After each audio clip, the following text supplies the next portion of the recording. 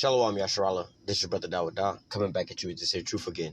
First and foremost, I want to give all praise, honor, and glory to Yahweh, Bahashem, Yahushua, Bahashem, Ruach HaKodesh. Double honor to the apostles and elders, a great millstone that taught us this truth and never will. A citation and much love for Yahweh, pushing this truth and sincerity over the four corners of the earth, and enduring afflictions to feed and edify the elect. So I want to jump into this here article, which not really into this article, but to answer a question for edification's sake. It says the mystery of what happens when we die solved. All right. Now, basically, when you go in to read this here article and everything else like that, it's not necessarily the question that most people ask when when actually asking this question. Most people want to know, what happens when we die. Just real quick, going over that article, they just basically go in. When does a person really die? Is really what that article is going into. Does a person die when their heart stops or when the brain stops sensing waves and things like that? But nevertheless, like I said, just looking at that, their article sparked this here this lesson, because a lot of people have these questions, especially around the times of loved ones, when loved ones die and everything else like that. And you're like, well, what happens to after you die? Some people say, well, we just die and that's it. Some people say that, you die and you go to heaven. Some people say you die, you go to hell. Some people, they have these different philosophies of what happens, and reincarnation. You might be reincarnated, turn into a bug or a roach or something like that. Hey, but nevertheless, a lot of these things that people say, are kind of rooted in the scriptures. All right, but they just have a misinterpretation of these things. All right, so hey, that's the point of this here lesson, is to clear up a lot of those things. All right, now what we're gonna do first is just cover the bases real quick. To answer the question. Get over that, but then we're gonna go in and bring out the scriptures. So when you hear about people speaking on going to heaven and hell. All right, well there are. We'll put it this way, there's because there's multiple different heavens, right? So we'll just go through them real quick. You have the heavens where the birds fly. You have the heavens like space.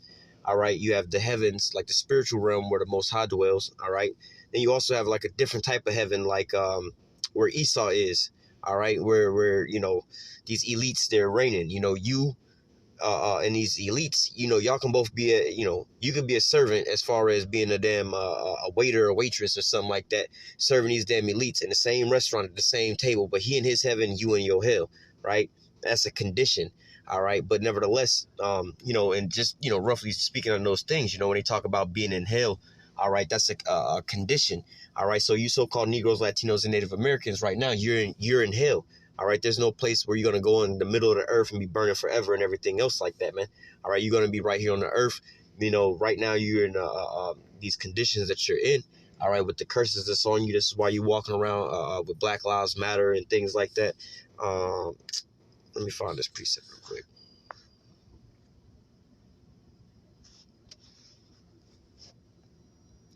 This is a roughly to put it real quick for you so-called Negroes, Latinos, and Native Americans. And if you can, if you can relate to this, then there you go. There's your answer about, if you're going to die and go to hell.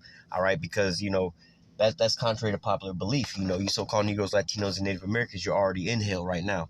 So it says Haggai 1:5, it says, now therefore, thus saith Yahweh of hosts, consider your ways. You have sown much and bring in little. All right. So, hey, you plant a whole lot, but you reap a little bit. You go out and you go into the workforce, you put in all these hours, but you still living paycheck to paycheck. You still out here doing the most, but always come up a little short. All right. Everything is always like, you don't never have enough in these scenarios. Right. It says, hey, and look at the reverse side of that. Esau. All right. You see him on the job and stuff like that. You actually, he be in the office and you actually out on the production floor, putting in overtime on overtime on overtime, and he's getting a salary that's way 3-4 times what you get, and you over here missing quality time with your family and seeing your kids grow up, working on all the damn holidays while he got all these damn days off, and he's prospering all good and everything else like that. He don't know how to run his own companies, his own machines and stuff, but he's in the little office getting paid way more than you while you're actually putting in the physical work, right? So you putting in so much more than him, but yet you reaping so much little smaller than him, man. And if your eyes were truly open to these things, you would see these things and it would abhor you, man. You'd realize, like, wait a minute, how is it that I can sit here and make all this money for you, but I can't make none of the money for myself? All right, you're living off of my labors, but hey, look at it in reverse. He's in his heaven. All right, he's in control over you. He's got basically servants and all these things doing these things for him. All right, you think back to the times when you had kings and servants and peasants and things like that, man. 9 times out of the 10, The king didn't know how to do a lot of the different things that was going on around as far as keeping up his estate and everything else like that. He had servants doing those things, but nevertheless, the king was living way better than the servants, right? But nevertheless, it says Haggai 1:6. It says, "You have sown much and bring in little. Ye eat but have not enough. Ye drink but you are not filled with drink. Ye clothe you, but there's none warm. And he that earneth wages to put into a bag with holes." All right, and hey. Jake got a saying in the world, it's like I got a hole in my pocket, man. No matter how much I work, every time I turn around, I'm getting hit with some type of bill, some type of financial affliction. You know what I'm saying? I can't never just save up no money. I can't never get, most of you Jakes even know about this. There's a certain amount of money that you can never attain to get more than that into like a bank account or however you store up your money, man. Whether it be $1,000, $2,000. Hey, the majority of you Jakes ain't never seen what you do got some of these dope boys out here, but regular Jakes out here, a lot of you ain't never even seen $2,000 at one time in your possession. Some of Jakes, you get those what do you call them shits, tax return checks, and you do it with all, baby mamas getting with the kids and stuff, so they get a couple thousand. But hey, you ain't never seen more than $10,000 in your account at one time, let alone $20,000 alone at one time, or hell, you got some of these damn Edomites that make that every single month, all right, and they have allowances and things like that, just not going too far into these things, but to give you an example of a heaven and a hell, they tell Jake to save up their money and everything else like that, and go do this and go do that, but when you really look into a lot of these things and know how certain people are living, it's like, wait, so I got to go to work, get my little bit of crumbs that I'm getting, pay for housing and food and other little bills, water bill, light bill, transportation, insurance, gas, and phone bills and everything else like that. So at the end of the day, my little income is already spent up on putting a roof over my head. Whereas you have a lot of these other Edomites that's out here working, depending on the type of jobs they have, where they have a living allowance, where the company themselves is paying to put a roof over their head. They're moving them around all the time in the different locations. The company's paying for their housing. The company's paying them a food allowance, so they're not paying for food. The company's paying them for a phone allowance. They're not paying a phone bill. Company's paying them with a company car, all right, and a company gas car, so they're not paying for gas and none of that. They're giving them a clothing allowance. Like, well, what the hell are you paying for, man? Your whole paycheck is just going into your pocket, whereas all your so-called bills and necessity that Jake is over here paying for, they got to come out of their pocket with that, and you get to just pocket all that. The job is paying for those things, and you trying to figure out how come this guy got, he's getting more than I am, but you just don't know about these things, man. There's that hedge that's separating the two of you, man. All right, he's in his heaven, you in your hell, man. All right, this is why, you have certain, they have like some of the benefits of the doubts of different things. Like, oh, how come I can't just be, as a so-called black man riding in a nice car, and I just, maybe being rich or more wealthy off or make great financial decisions, be driving this car, whereas, now it looks suspicious, or in a suspicious, you move to the so-called white people neighborhood, now they got somebody calling the police on you, asking you what you doing around here. Hey, what you doing around here, boy? Like, I'm checking my mailbox. They over here renting the house while you own the house, but they still looking at you suspicious, like you a criminal or something like that, man. All right, you don't have the benefit of the doubt that you might just so happen to own this here house, man. But nevertheless, going into, I didn't want to go too far into all that. But, hey, just to give you an example of the difference between being in the heaven and the hell as far as a condition-wise, man. All right, so, hey, let's just continue on. But I wanted to go to, where's it starting out at? Let me just start out here, and we'll just go on along. But nevertheless, just going back into these different heavens, you know what I'm saying? Again, you have a spirit realm. Well, we'll get into it in the scriptures. Let's just go through it. Ecclesiastes 1, I'm going to read a little bit of this real quick. All right, it's Ecclesiastes 1:1. It says, the word of the preacher, the son of David, the king of Jerusalem. All right, this is basically this is Solomon speaking. Vanity of vanity, saith the preacher. Vanities of vanities is all vanity. What profit hath a man of all his labors which is taken under the sun?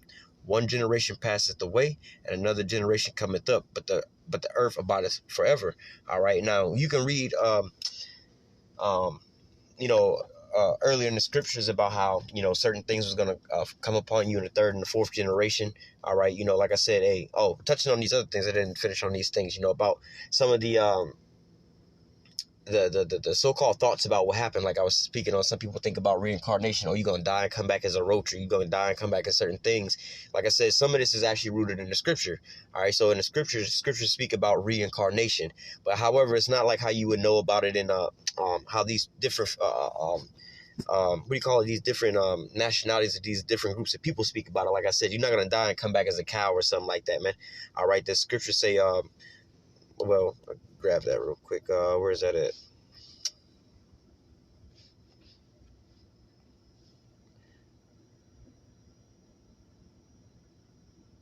That's not what I was looking for, but we can grab this as well too. Um,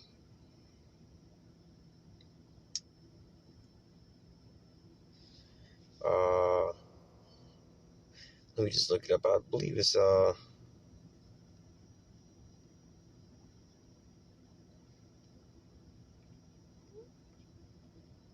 this wasn't what I was looking. I'll look it up, but nevertheless, this is also going into the same thing though. The prophets that have Jeremiah 28:8, the prophets that have been before me and before thee of old prophesy both against many countries and against great kingdoms of war, of evil and pestilence. All right, but nevertheless,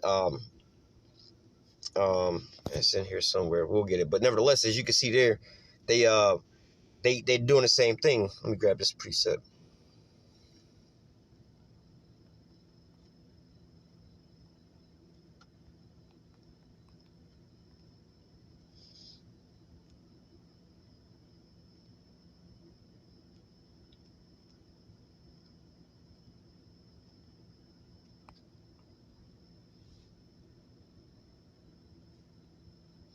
First Corinthians 14 and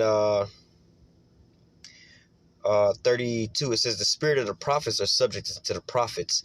All right, so hey, you know, how do I say, spiritually reading between the lines. All right, now we just was reading in Jeremiah 28:8 about how the prophets that was before them, all right, they did the same thing as the prophets that came after them. All right, here we're reading that the spirits of the prophet are subject to the prophets, meaning, all right, the prophets are going to always keep coming back in the same lot. They're going to always be prophets. All right, now again, you can spiritually read between the line. All right, that the spirit of the wicked, all right, the wicked men, they're going to come back and be in the wicked over and over and over again. All right, so everybody's pretty much going to come in their same lot that they were before. All right, now let's go back to this, because this is going to kind of get a little bit into these things. And, you know, Lord's will, you'll be able to see some of these things like, oh, you know, you have that aha moment. It says, Ecclesiastes 1:4 says, one generation passeth away, and another generation cometh, but the earth abideth forever. You know, so, hey, for one, the earth is not going to go away. The scripture said the earth was created to be inhabited. All right. And again, going into the third and the fourth generation, you know, that's when you pretty much come back. It says, we can read this as well too, going forth as far as, you know, you have cycles of things. The sun also ariseth, and the sun goeth down and hasteth to his place where he arose. The wind goeth towards the south and turneth about unto the north, and it whirleth about continually, and the wind returneth again according to his circuits. All right. All rivers run to the sea, yet the sea is not full. Unto the place from whence the rivers come, thither they return again. All right. So again, everything is pretty much going into a circuit. All right. Verse 8, all things are full of labor. Man cannot utter it. The eyes are not satisfied with seeing, nor the ears filled with hearing. Verse 9, the things, again, going back into these continual cycles, you know, the spirit of the prophet subject to the prophets, the spirit of the wicked subject to the wicked. You know, whatever you was doing in your past life, and this is what you're going to be doing in the same life, man. You're going to pretty much keep coming back to that same stead, that same lot to do the same thing.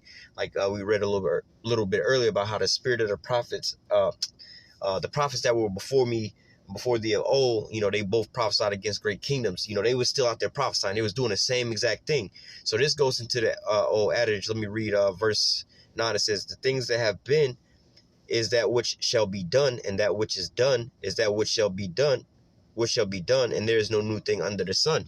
All right. You know how they say, quote unquote, history repeats itself. All right. On a small scale to a larger scale, you know, first and foremost, you know, we know that the world is going according to the will and the script of the Most High. But, you know, as far as the spirits that were subject, you know, the spirits that was basically subjected to them same lots, they would keep coming back. All right. You know, for instance, I don't want to make this too long, but let me see.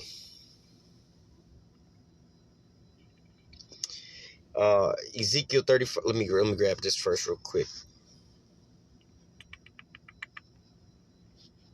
Genesis 27 and verse 41. It says, and Esau hated Jacob because of the blessing wherewith his father blessed him. All right. And Esau said in his heart, the days of mourning of my father are at hand. then will I slay my brother Jacob. All right, so look, Esau hated Jacob, right? In the beginning in Genesis, we can go to Ezekiel 35:5. It says, because thou hast had a perpetual hatred and hast shed the blood of the children of Israel by force of the sword, by the force of the sword in the time of their calamity and the time of their iniquity had an end. So again, this is that perpetual hatred. It's constantly going on and on and on. Every time these Edomites come back on around, they have the same mindset, the same MO, more or less to say. They keep coming back doing the same old thing, man. All right, just like Jake. Jake was a stiff-necked people, man. Every time that the Lord would bless us with something, we would do good for a little while, then we would forget the Lord, then we would start going off. Then he would put us into captivity. Then we would cry out unto the Lord. We would wake up and we would, get redeemed. And then guess what? We would do good for a little moment. Then we would go right back off. And the same thing. It's a perpetual cycle, man. Everything just keeps going back. Let me read it again. First, Ecclesiastes 1:9, it says, "The thing that has been is that which shall be done, and that which is done is that which shall be done, and there is no new thing under the sun." So, hey, going into these things as far as these spirits that keep coming back on the earth, keep doing and wanting to do the same things, man. All right, and that's another thing, whereas, going a little bit deeper into these things, with Esau, and especially these high-level Edomites and things like that, man, these Rothschilds and stuff like that, man. This is why they're so imperative of them, and especially keeping their stock, quote-unquote, pure. All right, breeding with certain people and everything else like that. And they make sure that their children work with the family business, more or less to say, and stay in line with what they have, their MO, how we're going to live, how we're going to govern ourselves, how we're going to invest our money into certain things. So because why? The elder ones know that about reincarnation of like, shit, if I stack my children up right and sit them, with the right mindset, on these things financially and continue on with the plan. Once I die and I come back, I'm going to be right back in the same stead, man. But what does Jake do, man?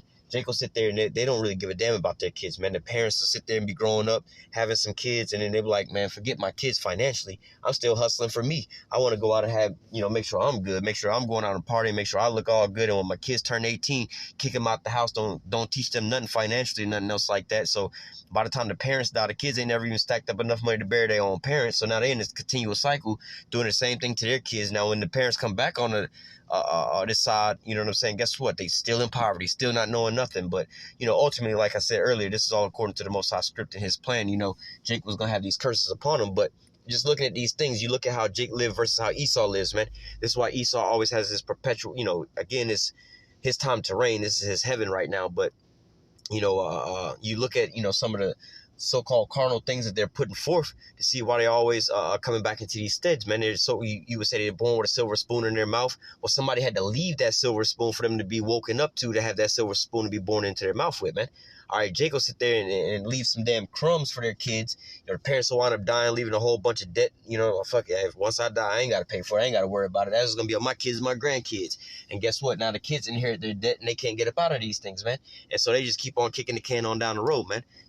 But nevertheless, hey, you see these generational welfare babies and everything else like that perpetuating the same old things over and over and over and over again, man. All right. But hey, that's why they said there's no new thing under the sun, because you're going to keep doing the same thing that was going on before. But let me keep reading. Verse 10, it says, "Is there anything whereof it may be said, see, it is new, it have already of old time, which was before us." And we can think about these things, even on the most carnalist way of thinking nowadays, like, oh, well, shit, man, they ain't have like text messaging and emojis and things like that. Well, shit, they had hieroglyphics and images that represented something else back in the olden days. So that's not really a new concept. All right, all the things that we have going on today, they've had back in the olden days. It just may be in a different so-called form about these things and stuff like that. Back in the old Egyptian days, they was carving hieroglyphics into stone, which we can still see till today. Nowadays, you put it in what they call a cloud. You could disable your little social media pages, but guess what? Somewhere, some place, they have all that information stored up somewhere, man. All right, all these different records and these different files and things like that. Even with the MOTB, man. All right, they had the all back in the olden days. Now they're trying to give you with a digital all. All right, they have all the same things that they've had, same concepts from before, or all the same concepts that they have today, man. All right, but people think that, this is a new thing, a new concept, a new this and a new that. No, these things are all old concepts, all old ways of being just brought back up. Let me read on. It says, verse 11, it says, "There's no remembrance of the former things, neither shall there be any remembrance of things that are to come, with those that shall come after. So, hey, man, you don't really remember your past lives. You don't remember the things that was going on. Now, just speaking as a man in certain things, you can sometimes, I would say you can sometimes see how things bleed over a little bit. Sometimes where, I don't know, people ain't never really went into what they would call deja vu, or you have like a visual or something, certain things. Like I remember that used to happen to me a lot, where it was like I would either think of a certain thing or dream of a certain thing, and then when it actually comes to pass, like, oh shit, I know exactly how this is gonna go out. Somebody's about to walk across, they about to have this here conversation, they're gonna say this, they're gonna say that, and this is gonna happen next. But hey, who knows where that comes from? Because look, we just read that there's no remembrance of the former things. The Most High blocks those things, man.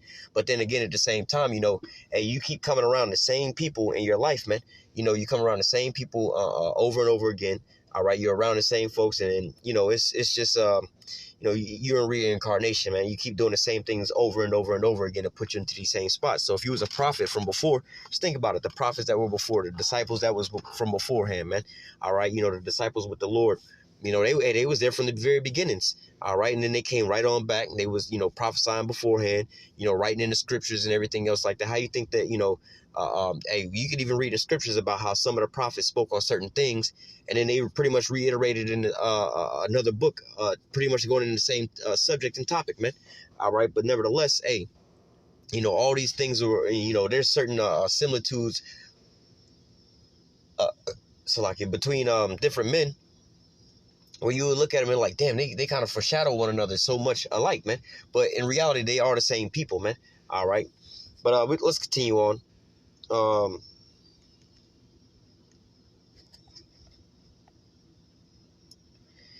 Going back into the earth about it forever. This is Ecclesiastes 4:15 and 16. It says, I consider all the living which walk under the sun, with the second child that shall stand up in his stead.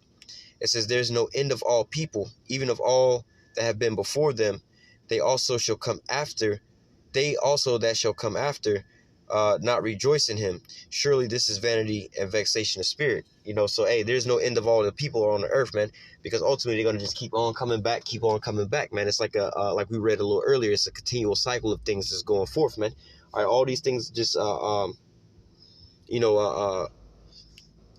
do I put it? They keep what the scripture will call regeneration. All right, let me read this real quick. This is Ecclesiastes 12 and verse 7. All right, going into where does the spirits go? Oh, did these most wicked men on the earth that you think of as being wicked, did they are they dead and burning in hell? Well, no, you got to think about it in a lot deeper way, all right, more spiritual way. The things that we see and we look at as being evil and wicked, not necessarily as evil and wicked, because that's what they was created to do. All right, for instance, I'll give you this precept real quick. Revelation 6:4, it says, and there went out another horse that was red, and power was given unto him that sat thereon to take peace from the earth, and that they should kill one another, and it was given unto him a great sword.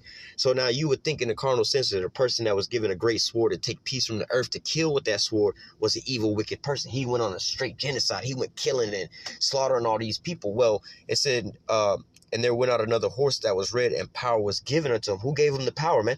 The power came from on high. He had a mission and an objective to do on the earth, man. He was created to be the wicked. All right. So therefore, in a greater sense, all right, he ain't, he was created to be the wicked, but hey, he's fulfilling his lot. He is the wicked. So, hey, you would ask, oh, well, is this person gonna burn and die and go to hell and everything else like that, man? All right, so let's go ahead and grab it. Ecclesiastes 12:7, it says, then shall the dust return into the earth as it was given. All right, as they say, ashes to ashes, dust to dirt. All right, it says, then shall the dust, your body return to the earth as it was, because hey, when you be eating, you eating what the vitamins and the nutrients and the things like that to build up your body, to nourish and build up your body. Where does all that come from? It comes from the earth.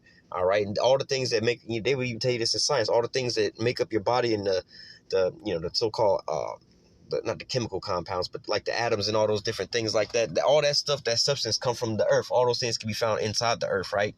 It says, then shall dust return to the earth as it was given, and the spirit shall return unto the Most High who gave it. So what? All spirits, all right, go back up into, not to say, well, people think of, well, I mean, they go back to the spirit realm, to the Most High who gave it, man. All right, every spirit that ever dies, they go back up to the Most High. All right, and that's just where they at until the Lord puts them back into play on this here earth, until he put them back into another body. All right, but then again, there's no remembrance, as we just read, of your past life or anything else like that, man.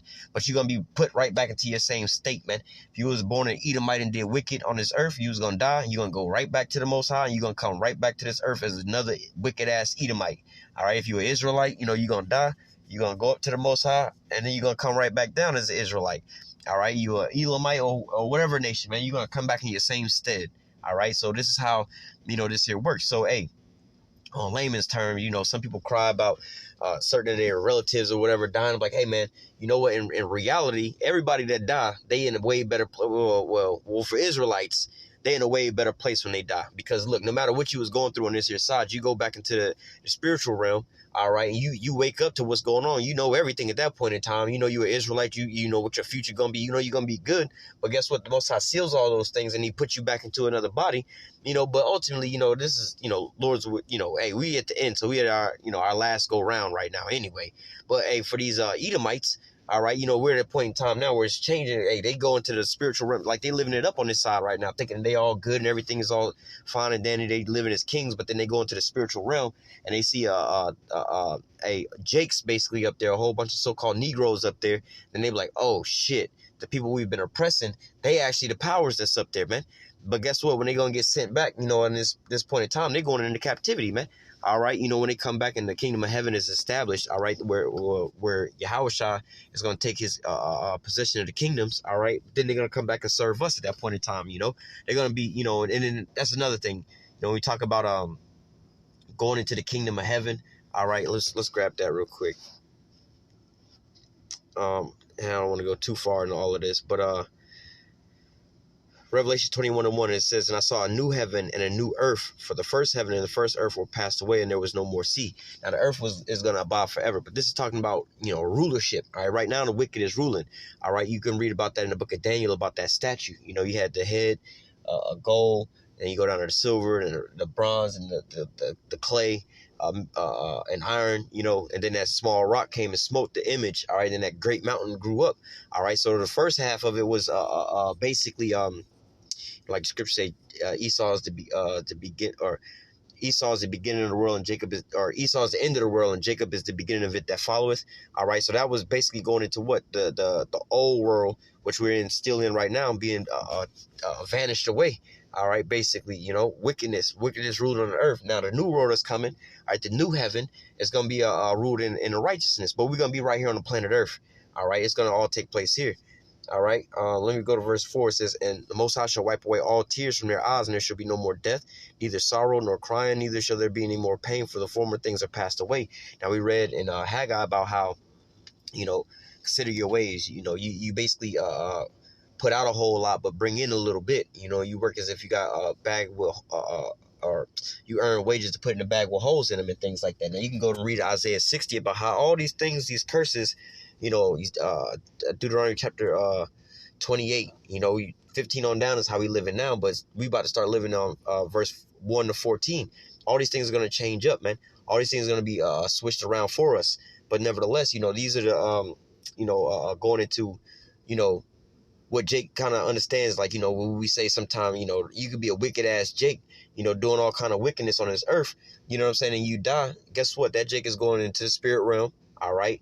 And him, and let's say you got a nigga like Young Dolph, right? Or whatever wicked ass rapper. We want to talk about how wicked they were on the earth, right?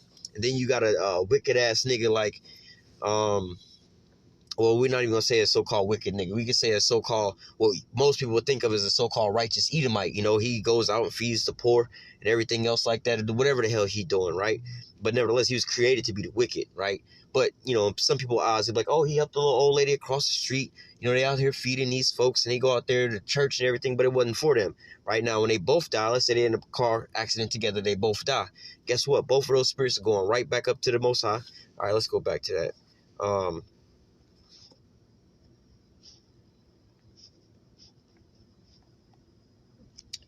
Ecclesiastes 12:7, it says, then shall the dust return to the earth as it was, and the spirit shall return unto the Most High who gave it. So both of these spirits are going to go into the spiritual realm to the Most High.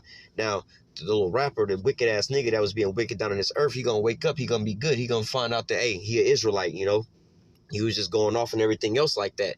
But, you know, and hey, you know, by the time you come back the next time, you know, you're going to be born into the kingdom of heaven, you know, and you're going to be good. All right. But then when you talk to these damn Edomites at the other side, like, hey, man, yeah, y'all live deliciously on this earth on this side, man. When you come back, hey, you going into captivity. All right. But nevertheless, let's continue on because I got a couple more precepts I want to bring out. Matter of fact, we can bring that same scenario I was just talking about out. This is 16 and 16, I think. Nah, 16 and 19. All right, this is Luke 16 and 19. It says, there was a certain rich man which was clothed in purple and fine linen and fared sumptuously every day. All right, and there was a certain beggar named Lazarus which was laid at his gate full of sores. All right, so hey, this is a parable of basically, you know, Jake and basically like these Edomites, right? You know, one is in a heaven at the point in time. Well, it says there was a certain rich man who was clothed in purple and fine linen and fared sumptuously every day because he was in his heaven. All right. And there was a certain beggar named Lazarus, which was laid at his gate full of sores. So he was at his hell. All right. And again, both of these men could be sitting at a table, riding in the car together. But hey, one is in the rulership position. The other one isn't. All right. It says, verse 21, and desiring to be fed with the crumbs which fell off the rich man's table, moreover, the dogs came and licked his sores. So, hey, Jake just be wanting a little piece of happiness over here, man. But, hey, he ain't got, this is not his kingdom, right? And it came to pass that the beggar died and was carried by the angels into Abraham's bosom. The rich man also died and was buried. And in hell he lifted up his eyes, being in torments, and seeing Abraham afar off and Lazarus in his bosom. And he cried, said, Father Abraham, have mercy on me, and send Lazarus that he may dip the tip of his finger in water and cool my tongue, for I am tormented in this flame. All right. Now, again, most people would think of this as them being actually in hell, but these are these conditions, right? But Abraham says, son, remember that thou in thy lifetime received thy good things, and likewise Lazarus evil things, but now is he comforted and thou art tormented. All right. And so the so-called roles have reversed, the tables have turned. All right. Hey, Esau had his time of rulership and ruling and living in his heaven this whole time, and Jacob's been at the bottom the whole time, desiring for these crumbs, desiring for a cold glass of water just for a little bit of rest. We've been having to go through this from generation to generation to generation, but now when the kingdom of heaven has come, hey, it's going to be on. The scriptures say, reward her double as she rewarded you. So now they're going to be asking for some mercy. Like, wait, it ain't going to be no mercy shown unto you because you ain't shown no mercy, man. All right, but nevertheless, let me continue reading on. It says, verse 26, and besides all this, between us and you there's a great gulf fixed, so that they which would pass from hence to you cannot, neither can they pass to us, that they will come from thence. All right, so hey, ultimately, you know, like I said, you and them, y'all could be sitting at the same table, y'all, or in the same room, in the same car. All right, but you in your heaven, or he's in his heaven, and you in your hell right now, man. All right, but hey, nevertheless, you know, hey, for instance, they say one of the curses said that he was going to lend to us and we was going to be borrowing from him. So let's think about that. You go into the bank, you talking to him in the same little room, but he's got the power to give you money and got power to let you flourish and to build up and everything else like that, or to stop all those things, man. And you in a position where you can't do nothing but sit there and beg for it, man. All right, so hey, that's, you know, y'all in the same spot, but hey, nevertheless, he's in his rulership and you in your hell right now, man. But these things are about to turn around. Nevertheless, you know, it goes into a little bit further, but just for time's sake, we're gonna keep going. Let me get this first real quick, because we was gonna go into some of this here reincarnation, right? This is Daniel 12 and 13. It says, but go thy way till the end be, for thou shalt rest and stand in thy lot at the end of the days. You know, so we read a little earlier about the spirit of the prophets being subject to the prophets. Them going to keep coming back into the same stead. Them keep doing the same thing that they was doing. Daniel was told about, hey, it says, but go thy way to the end be. All right, now the end, we living in the end now. But thou shalt rest. All right, you know, you're going to wind up dying and stand in thy lot at the end of days. All right, so you're going to come right on back and doing the same old thing that he was doing. All right, now there's a lot of different accounts of, like I said, of different men that tell you the same stories, all right, about this, the same thing, using different analogies and things like that. But nevertheless, these pretty much are like the same people doing the same things, man. All right, let me grab another account and Malachi.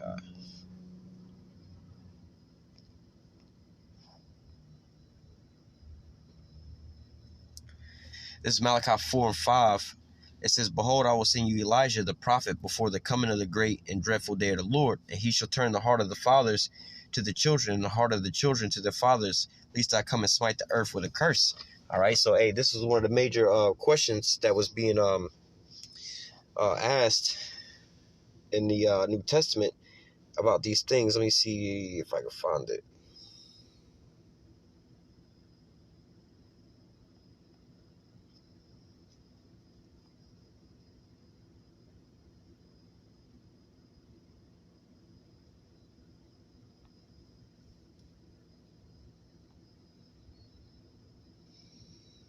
Oh, it's actually right here. Let me just start here. For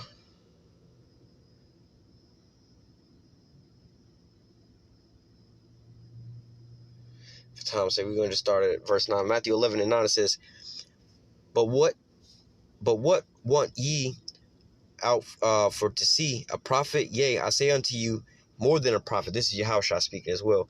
This is he of whom is written, Behold, I will send my messenger before thy face, which shall prepare a way before thee. And we just read about that, all right? Preparing a way for the Father to return the fathers, all right? Verily I say unto you, among them that are born of women, there had not risen a greater than John the Baptist, notwithstanding that he is the least in the kingdom of heaven, is greater than he. All right, so ultimately, hey, going into that, talking about John the Baptist, let's keep reading. It's going to break it down for you. And from the days of John the Baptist until now, the kingdom of heaven suffereth violence, and the violent take it by force.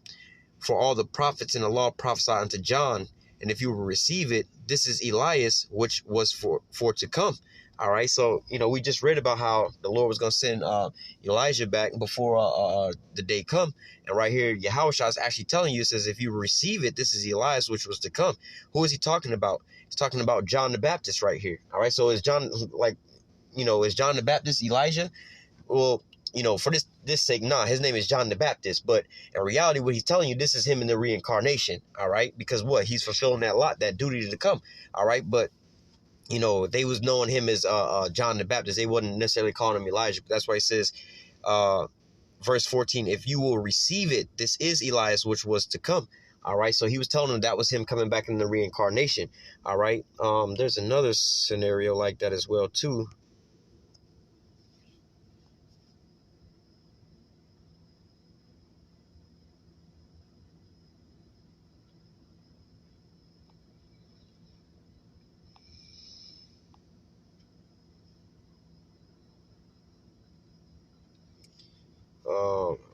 Maybe it's not here.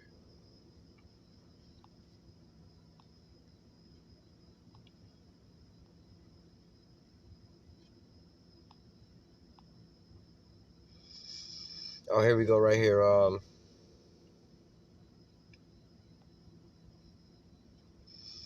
We're gonna just read through this real quick. Matthew 16 and 13, it says, And Yahushua came into the coast of Caesarea Philippi. He asked his disciples, saying, Whom do men say that I, the Son of Man, am? All right. And they said, some say that thou art John the Baptist. All right. Telling them, like, again, they not quote unquote calling him by a different name, more or less to say, but they saying, hey, this is this person in the same spirit of this person, like in a reincarnation. Some say Elias, other Jeremiah's, or one of the prophets. So they saying, he might just be one of the prophets coming back. He saith unto them, But whom say ye that I am? And Simon Peter answered and said, Thou art Hamashiach, the Son of the living power. All right, so, let me keep reading. It says, And Yahushua answered and said unto him, Blessed art thou, Simon Bar-Jonah, for flesh and blood hath not revealed it unto thee, but my Father which is in heaven. So he told him basically about, hey, you've received in the spirit who I was supposed to be. Or you've received the understanding of, which, the spirit that was supposed to come, all right, because the spirit was prophesied beforehand, all right, and all these things was foreshadowing. I'm going to read this, we'll close out. Matthew 19 and 27, 28, just for the time's sake. It says, and Yahushua said unto them, verily I say unto you, that ye which have followed me in the regeneration, when the Son of Man shall sit in the throne of his glory, you shall also sit upon 12 thrones, judging the 12 tribes of Israel. Let me, I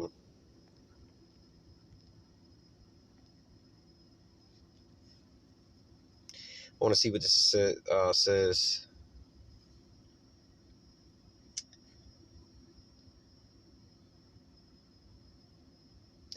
It just says when the world is made new. But let's go into this word real quick, and we'll close it out. But nevertheless, they instead of using the word reincarnation, they use this here word regeneration. All right, but as you can see, it says, when regeneration comes around, all right, you're going to sit on these 12 thrones, judging the 12 tribes. All right, but all those men wind up dying, man. All right. Come on now.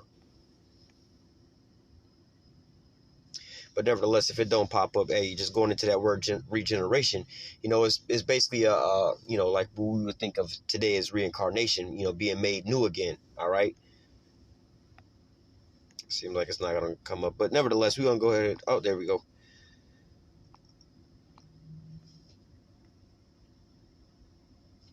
All right, a new birth, a reproduction.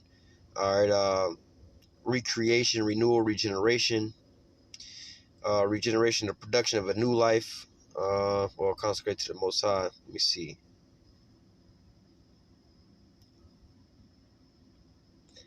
But nevertheless, basically, bringing that let me see. Well, it says a spiritual rebirth, but nevertheless, to regenerate, like we would think of as a reincarnation.